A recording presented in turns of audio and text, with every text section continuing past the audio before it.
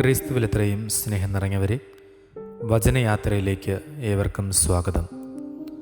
വിശുദ്ധ മർക്കോസിൻ്റെ സുവിശേഷം 3-ാം അധ്യായം 31 മുതൽ 35 വരെയുള്ള വചനഭാഗങ്ങളാണ് വിചിന്തനത്തിനായി ലഭിച്ചിരിക്കുന്നത്.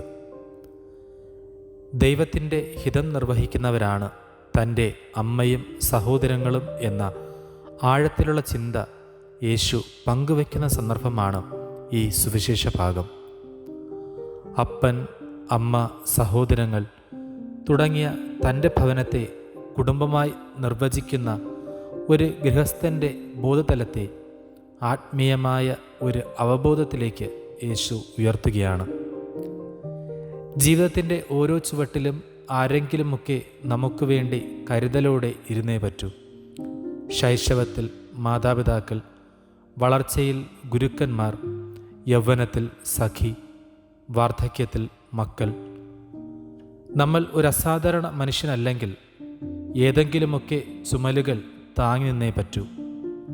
ബന്ധങ്ങൾ ഒരാളുടെ സ്വാഭാവിക ഊന്നുവടികളാണ്. ബന്ധങ്ങളുടെ ഒരു പശ്ചാത്തലത്തിലാണ് നമ്മൾ ക്രിസ്തുവിനെ പരിചയപ്പെടുന്നത് പോലും. ജെസ്സയുടെ വേരിൽ നിന്ന് പൊട്ടിയ നാമ്പെന്നാണ് അവനുള്ള വിശേഷണം. 42 തലമുറ നീളുന്ന വംശാവലിയുടെ ഒടുവിലത്തെ പേരാണവൻ. ക്രിസ്തുവിനോടുകൂടി ദീർഘമായ ഒരു വംശാവലിക്ക് പൂർണ്ണ വിരാമമായി.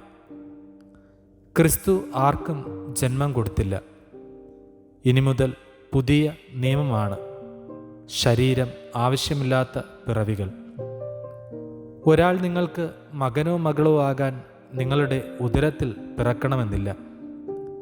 ശരീരത്തിന് മീതെ ഒന്നുമില്ലെന്ന് കരുതുന്നവരോട് തർക്കിച്ചു തീർക്കാനുള്ളതല്ല ഒരാളുടെ ആയുസ്.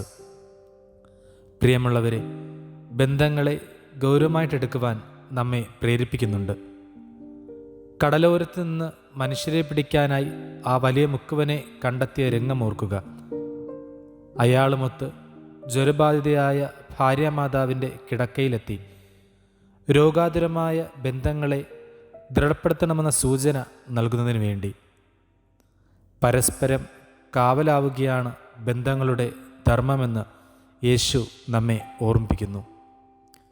ക്രിസ്തുവിൻ്റെ ഉപമയിൽ പാടത്ത് കളയുണ്ടെന്ന് പരാതി പറയുന്ന കാര്യസ്ഥൻ കളയും വിളയും വേർതിരിക്കാനല്ല, ഒരു തുണ്ട് ഭൂമിയായി ഉറ്റവരെ സ്വീകരിക്കുവാൻ പഠിക്കുകയാണ് പ്രധാനമെന്ന് പറഞ്ഞുകൊടുക്കുന്ന അയാളുടെ യജമാനിലൂടെ കളപറിക്കാനുള്ള നമ്മുടെ അമിത വ്യഗ്രതയിൽ ഉറ്റവരുടെ സുഹൃതങ്ങളുടെ വേരുലയുന്നത് നമ്മൾ കാണുന്നില്ലേ എന്ന ചോദ്യം ഇതിനോട് ചേർത്ത് വായിക്കേണ്ടതാണ്.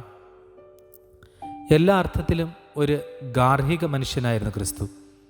ഒരാൾക്ക് വളരണമെങ്കിൽ വീടെന്ന ഗർഭപാത്രത്തിൻ്റെ പുറത്തു കടക്കണം. അവൻ അതിന് ധൈര്യപ്പെട്ടു. അവനെ തേടി അവൻ്റെ സഹോദരന്മാരും അമ്മയും എത്തിയപ്പോൾ അതാണ് പറഞ്ഞത്, ആരാണ് എൻ്റെ അമ്മയും സഹോദരന്മാരും? എൻ്റെ ഹിതമനുസരിച്ച് ജീവിതം ക്രമപ്പെടുത്തിയവരാണവർ.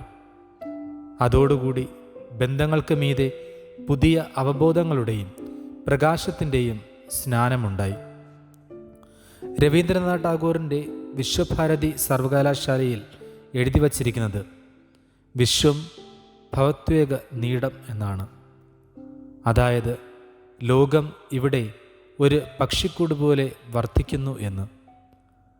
ലോകമേ തറവാട് എന്ന ആശയം ഈ ചിന്തയിലുണ്ട്. ഈ തത്വത്തെ ലോകത്തിൻ്റെ പ്രകാശമായി നൽകുകയാണ് ക്രിസ്തു.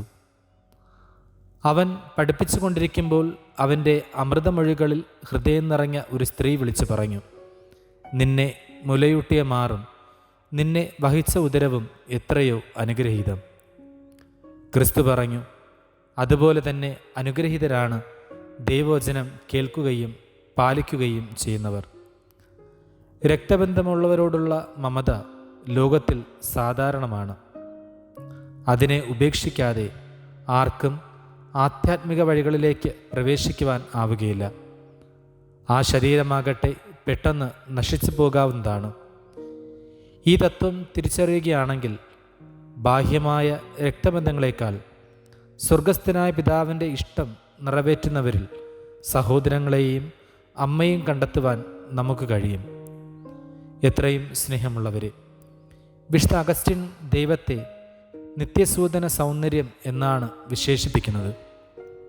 പലപ്പോഴും നമ്മൾ ജീവിതം വച്ച് നീട്ടുന്ന കഠിനമായ ആഘാതങ്ങളിൽപ്പെട്ട് തളരുകയും വിഷാദങ്ങളിലേക്ക് വഴുതുകയും ദൈവത്തിൽ നിന്ന് തന്നെ അകന്നു പോവുകയും ചെയ്യാറുണ്ട്.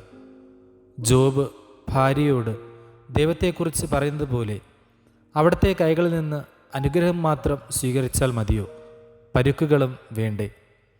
വേദനിച്ച് ആത്മാവ് വെന്തുരുകുമ്പോഴും ദൈവത്തിൻ്റെ മഹത്വത്തിനായി സർവ്വതും ത്യജിക്കുന്ന സഹനമാണ് ദൈവം നൽകുന്ന പ്രകാശം.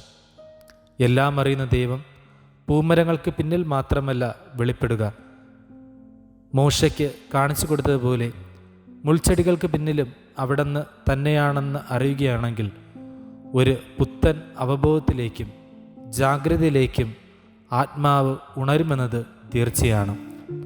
ആകയാൽ ദൈവത്തോടുള്ള വിധേയത്വവും അചഞ്ചലമായ വിശ്വാസവും നിസ്വാർത്ഥമായ അർപ്പണബോധവുമുള്ളവരായി നമുക്ക് മാറാം. നമ്മുടെ വീടിനും മതിൽക്കെട്ടിനും അപ്പുറത്ത് വലിയൊരു ലോകമുണ്ടെന്നും സ്നേഹവും കാരുണ്യവും യാചിക്കുന്നവരെ ചേർത്തണയ്ക്കുന്നത് നമ്മുടെ കടമയാണെന്നും ദൈവരാജ്യ നിർമ്മിതിയിൽ പങ്കുചേരുക ജീവിത ദൗത്യമാണെന്നും മനസ്സിലാക്കി നമുക്ക് മുന്നേറാം.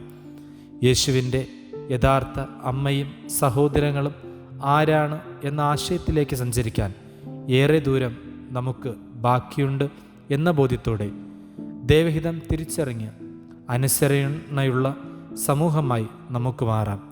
ദൈവം നമ്മെ സമൃദ്ധമായി അനുഗ്രഹിക്കട്ടെ. ആമേൻ.